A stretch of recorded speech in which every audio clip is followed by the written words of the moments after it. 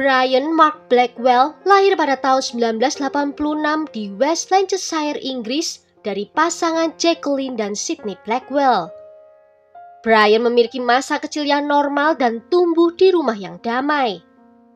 Dia digambarkan oleh keluarga dan teman-teman sebagai anak yang cerdas, terpelajar, dan berdedikasi pada studinya.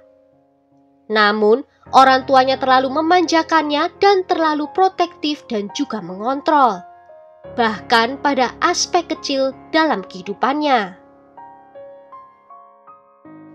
Beberapa perselisihan antara dia dan orang tuanya menyebabkan hal-hal menjadi di luar kendali. Seperti saat Brian diterima di Universitas Nottingham untuk belajar kedokteran. Tetapi orang tuanya ingin agar putranya itu belajar di Universitas Edinburgh. Dikatakan bahwa orang tua Brian, terutama ibunya, memberi banyak tekanan pada Brian. Dan hal ini mengacaukan mentalnya. Ketidakstabilan mentalnya itu menyebabkan dia menciptakan dunia imajiner di kepalanya dengan maksud untuk melarikan diri dari kenyataan. Di dunia imajinernya itu, dia adalah seorang pemain tenis profesional dan terkenal yang memiliki banyak penggemar, sponsor, dan tentu saja uang. Awalnya, fantasi ini hanya tinggal di dalam imajinasinya. Namun lama-lama fantasi ini dibawa olehnya ke dunia nyata dan semuanya mulai menjadi rumit. Brian mulai memberitahu rekan-rekannya bahwa dia adalah seorang pemain tenis profesional dan memiliki ketenaran tertentu di luar negeri. Teman-temannya mempercayainya karena Brian memang bermain tenis di sekolah dan dia pandai dalam olahraga tersebut. Tetapi tentu saja levelnya tidak setara dengan atlet profesional. Tetapi ada beberapa temannya yang curiga dengan pernyataan Brian itu. Seiring berjalannya waktu, kebohongan Brian semakin meningkat, baik dalam jumlah dan tingkat keseriusannya.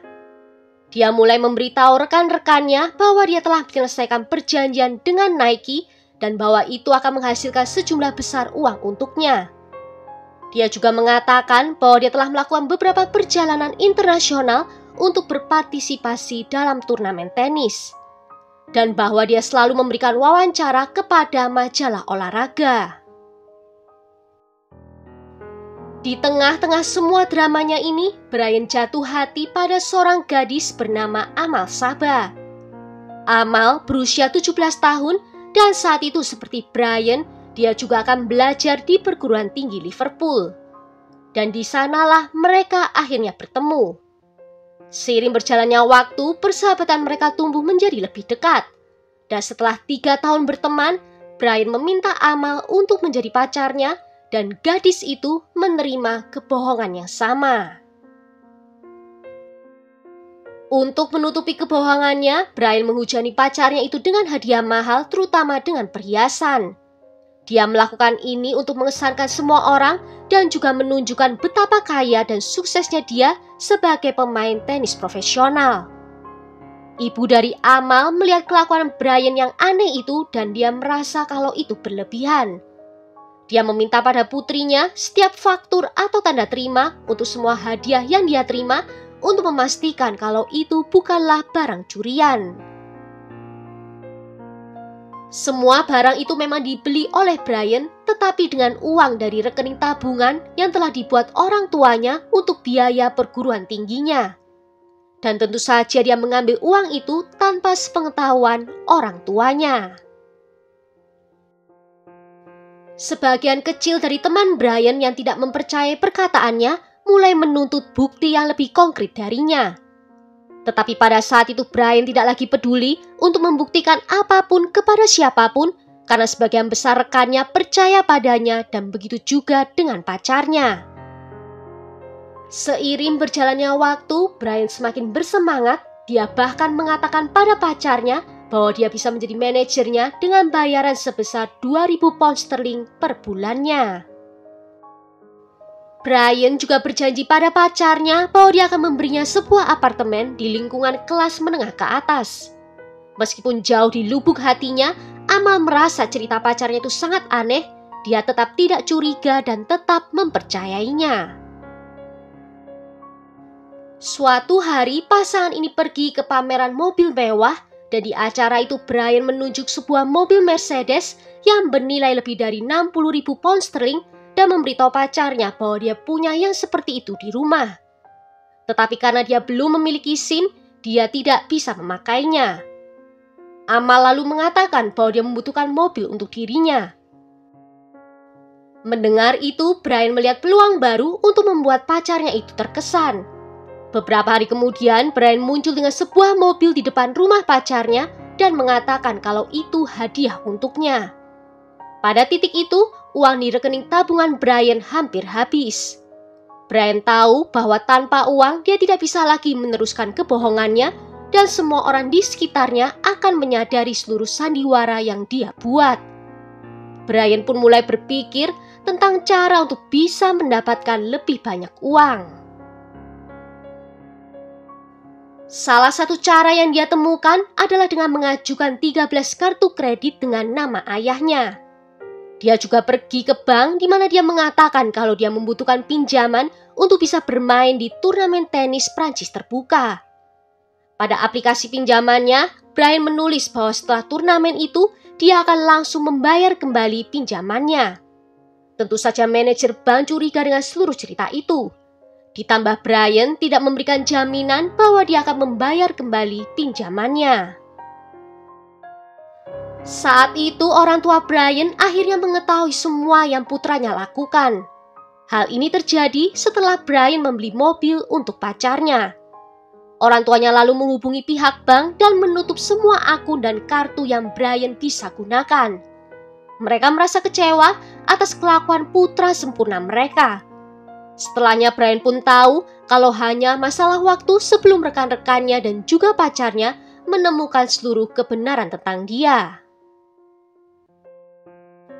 Meskipun begitu, Brian terus melanjutkan fantasinya. Dia mengatakan kepada pacarnya bahwa dia harus absen dari sekolah selama 3 hari karena kejuaraan tenis yang akan dia ikuti di Italia. Kebohongan Brian sudah di luar kendali dan dia tahu bahwa semakin sulit untuk mempertahankannya. Pada tanggal 25 Juli 2004, Brian dan ayahnya terlihat di klub tenis yang sering mereka kunjungi. Di hari itu, Brian diam-diam mengambil salah satu kartu kredit ayahnya. Dan dia memakai kartu itu untuk membeli 2 tiket pesawat ke Amerika Serikat, di mana dia akan berlibur dengan pacarnya dan bahkan berpura-pura akan berpartisipasi dalam turnamen tenis di Florida. Namun sesampai di rumah, ayahnya menemukan bahwa Brian telah menggunakan kartu kreditnya secara diam-diam dan mengkonfrontasinya tentang hal itu. Brian menjawab kalau dia membeli tiket untuk pergi dengan pacarnya. Orang tua Brian melarang putranya itu untuk pergi. Brian menjadi marah dan memberitahu orang tuanya bahwa dia telah merencanakan perjalanan itu selama 8 minggu dan mereka tidak boleh mengacaukannya. Brian dengan diliputi amarah lalu mengambil palu dan memukulkannya kepala ayah dan juga ibunya. Setelahnya Brian mengambil pisau dan menikam ayahnya lebih dari 30 kali. Setelah ayahnya meninggal dunia, Brian mendatangi ibunya dan dengan pisau yang sama dia menikamnya sebanyak 20 kali. Ibunya pun juga langsung meninggal di tempat kejadian. Setelah melakukan kejahatan tersebut, Brian menanggalkan semua pakaiannya dan membakarnya. Setelah itu dia mandi, mengganti pakaian, mengemasi tasnya lalu memanggil taksi. Brian meminta sopir taksi untuk mengantarnya ke rumah pacarnya. Dan keesokan harinya, Brian naik pesawat bersama pacarnya itu menuju ke Miami. Kemudian, mereka pergi ke Barbados dan kemudian ke San Francisco. Brian memastikan bahwa dia dan pacarnya itu dapat menikmati yang terbaik yang dapat dibelinya dengan uang. Mereka menginap di hotel terbaik, makan di restoran terbaik, dan bahkan membeli pakaian di toko-toko mahal. Setelah menghabiskan beberapa hari di San Francisco, Brian dan Amal memutuskan untuk pergi ke New York. Dan di sana mereka menginap di Plaza Hotel dan memilih kamar Presiden Suite. Tidak ada perilaku aneh dari Brian, dia tampak sangat bahagia dan juga riang. Hari-hari berlalu dan Amal menyadari bahwa hari turnamen tenis yang Brian katakan akan dia ikuti itu tidak pernah tiba. Dan dia bertanya kepadanya tentang hal itu. Brian menjawab bahwa turnamen telah dibatalkan karena adanya kondisi cuaca. Dan supaya pacarnya tidak curiga tentang kejahatan yang telah dia lakukan, Brian berpura-pura berbicara dengan orang tuanya beberapa kali selama perjalanan. Pada tanggal 12 Agustus 2004, pasangan ini kembali ke Inggris. Dan ketika Brian sampai di rumahnya, dia merasa terkejut karena belum ada yang mengetahui apa yang telah dia lakukan. Jenazah orang tuanya masih berada di dalam rumah. Karena telah ditinggalkan selama berhari-hari, bau di dalam rumah itu menjadi tidak tertahankan. Karena itu Brian tidak mau tinggal di sana lagi. Ketika hendak meninggalkan rumahnya, seorang tetangga melihatnya dan bertanya di mana orang tuanya, karena dia telah tidak melihat mereka selama berhari-hari. Brian pun memberitahu tetangga ini bahwa orang tuanya pergi ke Spanyol untuk liburan dan mereka seharusnya kembali dalam beberapa hari. Brian lalu pergi ke rumah pacarnya dan mengatakan hal yang sama kepada ibu dari pacarnya. Dia juga mengatakan bahwa dia terkunci di luar rumah karena orang tuanya lupa meninggalkan kunci padanya. Brian kemudian bertanya kepada ibu pacarnya itu apakah dia bisa tinggal di rumahnya sampai orang tuanya kembali. Dan ibu dari pacarnya mengizinkan Brian untuk tinggal di rumahnya. Brian tetap pergi ke rumahnya beberapa kali untuk mengambil pakaian, jelas tanpa sepengetahuan dari pacar dan juga ibunya. Brian terlihat beberapa kali di lokasi tersebut oleh tetangganya. Brian pun juga mulai berpikir bagaimana cara untuk menghilangkan bukti yang ada. Dia pun mendekati dua orang tunawisma dan menawarkan mereka uang untuk membakar rumahnya. Namun kedua orang itu menolak tawaran Brian. Pada tanggal 5 September 2004, seorang tetangga dari keluarga Blackwell melihat surat-surat yang menumpuk di dalam kotak surat. Dia memutuskan untuk berbaik hati mengambilnya dan menyimpannya di tempat yang aman. Pada saat itulah, ketika dia mendekati bagian depan dari rumah, dia mencium bau yang sangat kuat dan juga mengerikan. Penasaran dan bertekad untuk menemukan asal bau tersebut, tetangga ini mendekati jendela utama di bagian depan rumah dan melihat melalui celah. Dia melihat hampir seluruh jendela itu dipenuhi lalat dan juga larva dari dalam. Dia menyadari ada sesuatu yang salah dan memutuskan untuk melapor pada polisi. Ketika polisi tiba, mereka harus mendobrak pintu utama rumah dan begitu masuk ke dalam, mereka menemukan pemandangan yang mengerikan dan juga bau busuk yang sangat menyengat karena jenazah sudah dalam keadaan membusuk. Petugas awalnya tidak dapat menentukan penyebab pastinya, tetapi mereka yakin bahwa Tuan dan Nyonya Blackwell telah menjadi korban. Teori pertama polisi adalah bahwa mereka telah menjadi korban perampokan. Namun ketika mereka mencoba memeriksa seluruh properti, mereka tidak melihat ada barang berharga yang diambil. Dalam percakapan dengan tetangga, polisi menemukan bahwa putra pasangan itu masih sering keluar masuk rumah akhir-akhir ini. Namun ketika ditanya tentang orang tuanya, dia berkata bahwa mereka sedang berlibur di Spanyol. Informasi ini jelas membuat polisi mencurigai Brian. Dengan pembusukan jenazah yang parah, menunjukkan bahwa Brian sudah tahu bahwa orang tuanya telah meninggal, namun tidak memberitahu siapapun. Sejak saat itu dia menjadi tersangka utama dalam kejahatan ini. Dan keesokan harinya, Brian ditahan di rumah pacarnya yang membuat pacar dan ibunya itu sangat ketakutan. Saat dalam tahanan, Brian memberikan total 7 pernyataan kepada polisi. Pertama-tama Brian bersikeras bahwa jenazah itu tidak mungkin orang tuanya, karena mereka semua sedang berlibur ke Spanyol. Brian mengatakan bahwa dia telah menghubungi maskapai penerbangan tempat orang tuanya sering membeli tiket. Dan mereka memberitahunya bahwa Tuan dan Nyonya Blackwell telah naik pesawat pada tanggal 7 September. Awalnya polisi mulai mempercayai pernyataan Brian, tetapi dalam pernyataan berikutnya pernyataannya mulai bertentangan. Dan saat itulah pihak berwenang mulai mencurigainya lagi. Dengan kecurigaan ini, polisi memutuskan untuk menggeledah rumah Amal dan di sana mereka menemukan ransel dari Brian dan di dalam ransel itu terdapat palu dengan darah serta kunci rumah Brian. Dengan bukti ini, Brian kehabisan pilihan dan mengakui seluruh kejahatan yang telah dia lakukan. Tetapi mengklaim itu dilakukannya untuk membela dirinya.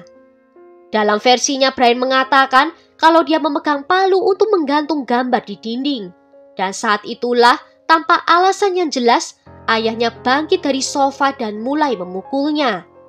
Untuk membela dirinya, Brian memukul ayahnya itu dengan palu yang menyebabkan dia terjatuh. Pada saat yang bersamaan, ibunya muncul dan menyaksikan semuanya. Dan dengan marah dia pergi ke arahnya dan lagi-lagi Brian menggunakan palu itu untuk melindungi dirinya dan memukul ibunya. Polisi jelas tidak mempercayai ceritanya karena mereka sudah mendapatkan laporan otopsi yang menemukan bahwa selain luka tumpul di kepala, korban juga memiliki banyak luka tusukan yang disebabkan oleh benda tajam seperti pisau. Juga menurut laporan otopsi, ayah Brian dipukul di bagian belakang kepala saat dia sedang duduk. Hal ini tentu membantah versi pembelaan diri dari Brian. Brian ditahan dan secara resmi didakwa atas kejahatan terhadap orang tuanya. Dalam tes psikiatris disimpulkan bahwa Brian memiliki gangguan kepribadian narsistik yang menjelaskan perilakunya. Dakwaan pembunuhan ganda dibatalkan setelah Brian mengaku bersalah atas dakwaan pembunuhan yang lebih ringan karena gangguan kepribadian yang dialaminya. Pada tanggal 29 Juni 2005, Brian dijatuhi hukuman penjara seumur hidup atas kejahatan terhadap orang tuanya. Selama di penjara, Brian menulis beberapa surat kepada Amal memintanya untuk berkunjung. Pada awalnya Amal menolak untuk melakukan, tetapi kemudian dia menyerah dan pergi mengunjungi Brian. Dia bertekad untuk menanyainya tentang mengapa dia melakukan itu kepada orang tuanya. Namun Brian menjawab kalau dia tidak bisa menjelaskannya. Secara teori, Brian bisa saja memenuhi syarat pembebasan bersyaratnya setelah menjalani hukuman lebih dari 5,5 tahun. Jika psikiater memutuskan dia layak untuk dibebaskan. Tetapi hakim menyatakan bahwa bukti saat ini menunjukkan bahwa kesimpulan itu tidak mungkin pernah tercapai. Namun pada tahun 2016, 12 tahun setelah kejahatan tersebut terjadi, Brian dibebaskan bersyarat. Setelah Dewan Pembebasan Bersyarat menyatakan bahwa dia layak untuk kembali ke masyarakat. Saat ini keberadaannya tidak diketahui, tetapi beberapa sumber mengklaim bahwa dia pindah ke kota lebih kecil dan mengganti namanya. Well, sampai di sini dulu kisahnya. Tulis ya pendapat kalian tentang kasus ini di kolom komentar. Jika ada yang mau request kasus, juga bisa menuliskannya di bawah. Akhir kata terima kasih karena sudah nonton video ini sampai akhir. Sampai jumpa di video berikutnya. Ciao!